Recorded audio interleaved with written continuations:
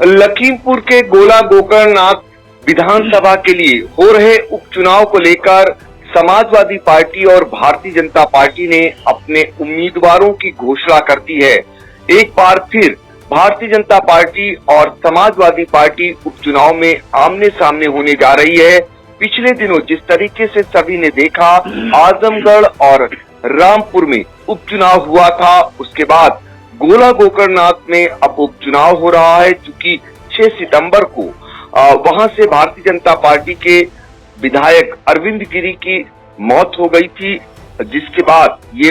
Seat रिक्त हो गई थी और यहाँ पर अब उपचुनाव कराए जाने की घोषणा पिछले दिनों की गई थी। भारतीय जनता पार्टी की ओर से अरविंद गिरी के पुत्र अमन गिरी को प्रत्याशी बनाया गया है, जबकि समाजवादी पार्टी से पूर्व विधायक जो है यहाँ पर प्रत्याशी बनाए गए हैं विनय तिवारी। सीधे हम चलते हैं लखीमपुर खीरी, जहां पर आई इंडिया के ब्यूरो चीफ श्याम जी अग्नोत्री हमसे जुड़ चुके हैं। और श्याम जी, ये बताइए कि गोला गोकर्णनाथ यहाँ पर भारतीय जनता पार्टी और समाजवादी पार्टी ने अपने प्रत्याशियों की घोषणा कर दी है। यहाँ कौन कौन प्रत्याशी बना है और कैसा मुकाबला होने जा रहा है? देखिए पंकज जी, बहुत दिलचस्प चुनाव होने जा रहा है और जैसा आपने बताया अभी कि जो मुकाबले की बात आपने की, सीधे सीधे मुकाबला समाजवादी पार्टी और भारतीय जनता पार्टी के बीच में होगा और नामों की घोषणा भी कर दी गई है, जिसमें भारतीय जनता पार्टी से जो आई इंडिया ने सबसे पहले बताया था, जिस दिन मुख्यमंत्री श्रद्धांजलि देने स्वर्गीय अरविंद गिरी को आए थे गोला के अंदर, उसी वक्त आई इंडिया ने घोषणा कर दी थी कि जो बॉडी लैंग्वेज है मुख्यमंत्री योगी आदित्यनाथ की, उनका रुझान उनके लड़के अमन गिरी पे जा रहा है और ऐसा प्रतीत हो रहा है कि जो उनके और राजनीतिक सलाहकार थे, उनके परिजन थे, भाई लोग थे, इन सब से थोड़ा इतर हटके ये उम्मीद लगाई जा रही थी जो उनका अमन गिरी लड़का जयपुरिया स्कूल लखनऊ में पढ़ा हुआ है, LLB किए हुए है, बाहर रहता था और कम दिखता था राजनीतिक सक्रियता में,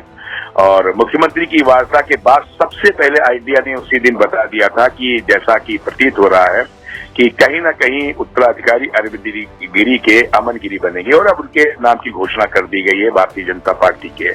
पदाधिकारियों की तरफ से। और इधर समाजवादी पार्टी में जो काफी चर्चाएं चल रही थी, उथल पुथल चल रही थी,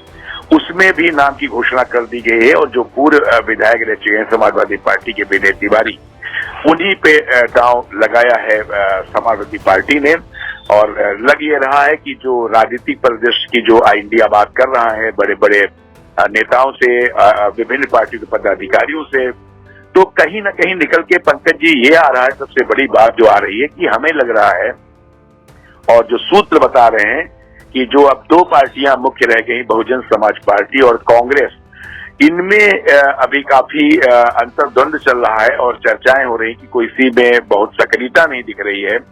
और कहीं ना कहीं हमें लग रहा है कि दोनों पार्टियां या मेन बहुजन समाज पार्टी अपने प्रत्याशी को इस चुनाव में, उपचुनाव में नहीं उतारेगी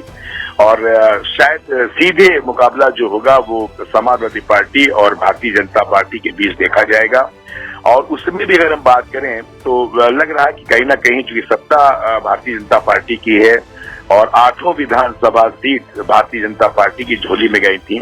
तो भारतीय जनता पार्टी के लिए भी बड़ी प्रतिष्ठा का प्रश्न बना हुआ है इस सीट को लेकर और कहीं ना कहीं पूरी ताकत भारतीय जनता पार्टी ने सीट के ऊपर अपना प्रत्याशी विजयी कराने के लिए झोंक दी है। और ऐसा लग भी रहा है कि शायद अन्य पार्टियां भी महसूस कर रही हैं कि कहीं ना कहीं उनको मशक्कत करनी पड़ेगी इस सीट को भारतीय जनता पार्टी से वापस लेने के लिए समाजवादी पार्टी को, लेकिन ऐसा अभी अनुमान लगाना कठिन होगा। लेकिन फिलहाल अमन गिरी के टिकट आज फाइनल होने से एक तो आई इंडिया के समाचार पे मोहर लगी है, उस पर एक बार फिर मोहर लग गई है कि उसी दिन आई इंडिया ने कहा था और अमन गिरी का टिकट फाइनल हो गया है। अब हम अगर बात करें जो यहाँ राजनीतिक गतिविधियां चल रही हैं या जो भारतीय चुनाव आयोग ने आचार संहिता लागू की है, इसकी बात करें तो एक प्रेस कॉन्फ्रेंस जिला अधिकारी महेंद्र बहादुर सिंह ने यहाँ पे तत्काल बुलाई थी, उसी वक्त तो करी थी, जिसको मद्देनजर रखते हुए पूरे जनपद के अंदर मतलब पंकज जी यहाँ बताना होगा कि पूरे जनपद के अंदर उन्होंने बोला है कि आचार संहिता लागू है। ये नहीं कोई सोचे कि उपचुनाव सिर्फ गोला गोकर्णनाथ एक विधानसभा में है, तो पूरे जनपद में आचार संहिता नहीं होगी। तो उन्होंने स्पष्ट किया था वहां पर कि पूरे जनपद के अंदर आचार संहिता लागू रहेगी और जो मानक भारतीय चुनाव आयोग के पिछले चुनाव में थे वो पूरे मानक जनपद के अंदर लागू रहेंगे। कोविड चीजों का भी प्रोटोकॉल रखा जाएगा, साथ ही जो पैसों का आवागमन है पूरे जनपद में इस पे भी प्रशासन की नजर रहेगी। होर्डिंग पूरे जनपद से हटाए जाएंगे और उनका एक और कहना था कि जो वेबकास्टिंग होगी ये सभी बूथ जो 882 के बूथ बनेंगे या जो भी 882 जो केंद्र बनेंगे उन सब पे वीवीपैट मशीन रहेगी, उसी से चुनाव होगा यहाँ पर। और अगर हम बात करें चुनाव की तो जो नामांकन यहाँ पर 7/10/2022 से यानी यही शुक्रवार जो निकल गया तो शुरू हो गया है और कल के दिन 4 नामांकन पत्र बिक्री हुए थे, लेकिन किसी ने भी नामांकन नहीं किया था। और अब लगता है कि 1-2 दिन में नामांकन का दौर शुरू हो जाएगा, चूंकि प्रत्याशी घोषित हो गए हैं। और 14-10 तारीख को ये अंतिम तिथि है नामांकन दाखिल करने की। साथ ही जो जांच होगी नामांकन पत्रों की ये 15/10/2022 को होगी, यानी शनिवार को होगी। उसके बाद नाम वापसी की अंतिम तिथि 17 अक्टूबर रखी गई है, यानी सोमवार को। और मतदान का दिन यहाँ पर बड़ा अहम रहेगा जो 3 नवंबर 3/11 को होगा। सुबह मतदान 7 बजे शुरू होगा और अभी इस पे समय को लेकर जो मौसम है इसको देखकर एक बार फिर से रिव्यू किया जाएगा कि ये सुबह 7 बजे से रखे या क्या टाइमिंग रहे। वैसे तो कहना था जिलाधिकारी का कि जो टाइमिंग हमेशा रहती वही रहेगी, लेकिन हो सकता है कि मौसम को देख के इसमें कुछ आगे पीछे 1-2 घंटे का परिवर्तन बढ़ाया जा सकता है, परिवर्तन किया जा सकता है। लेकिन एक चीज और सबसे बड़ी है कि 6 तारीख को मतगणना हो जाएगी और उसके बाद अंतिम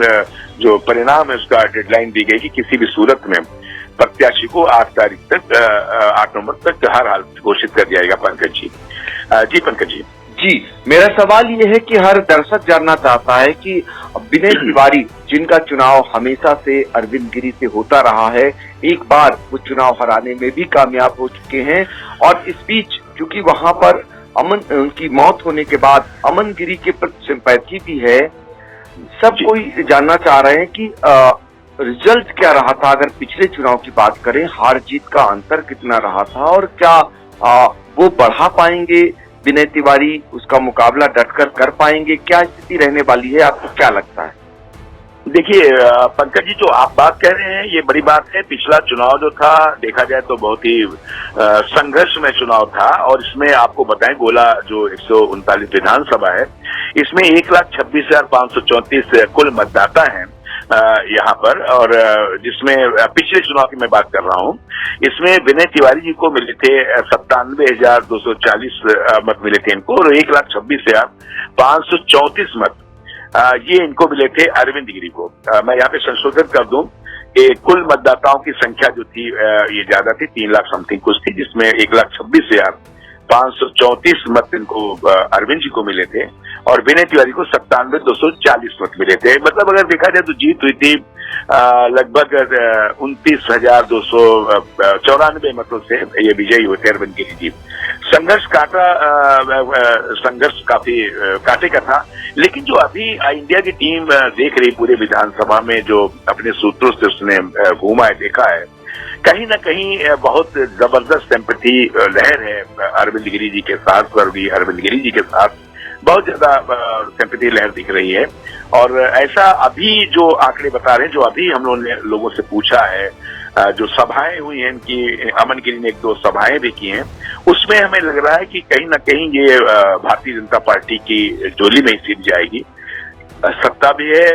और सीटें आज जा भी चुकी थी, समीकरण इनके साथ दिख रहे हैं भारतीय जनता पार्टी के साथ। तो जो आपने प्रश्न किया पंकज जी, तो कहीं ना कहीं इंडिया की जो टीम पूरे जनपद में सूत्रों से उन्होंने पता लगाया, लोगों से बातें की हैं, लोगों से चर्चाएं की हैं, तो एक सिंपैथी लहर दिख रही है और हमें लग रहा है कि जो भी अमन गिरी हैं इनका पलड़ा काफी भारी दिख रहा है यहाँ पर पंकज जी। बिल्कुल, क्योंकि लोकप्रिय नेता थे अरविंद गिरी, 5 बार के विधायक थे और समाजवादी पार्टी से भी वो चुनाव लड़ चुके थे। उसके बाद भारतीय जनता पार्टी में भी वो सफल हुए। तो ऐसे में वहां पर उनकी असामयिक मौत से कहीं न कहीं सिंपैथी है और भारतीय जनता पार्टी चूंकि सत्तासीन है तो निश्चित तौर पर ये कहा जा सकता है कि प्रथम दृष्टया अगर अभी देखें तो पलड़ा उनका भारी दिखाई दे रहा है। लेकिन जिस तरीके से विनय तिवारी चुनाव वहां पर लड़ेंगे, क्योंकि पुराने योद्धा हैं और वो एक बार चुनाव जीत चुके हैं, ऐसे में उन्हें वहां की रग रग से वो वाकिफ हैं, तो वो कड़ी टक्कर देंगे। आगे क्या कुछ रिजल्ट निकल करके आता है, ये फिलहाल आने वाला समय बताएगा। और इस पर गोला गोकर्णनाथ के जो उपचुनाव हो रहे हैं, उस पर आई इंडिया की पैनी नजर रहेगी। जैसे ही इसमें कोई अहम जानकारी आती है, सबसे पहले अपने दर्शकों तक पहुंचाने का काम आई इंडिया करेगा। लखीमपुर से श्यामजी अग्निहोत्री, आपने बहुत महत्वपूर्ण जानकारी दी, आपका बहुत बहुत शुक्रिया। धन्यवाद पंकज जी, धन्यवाद।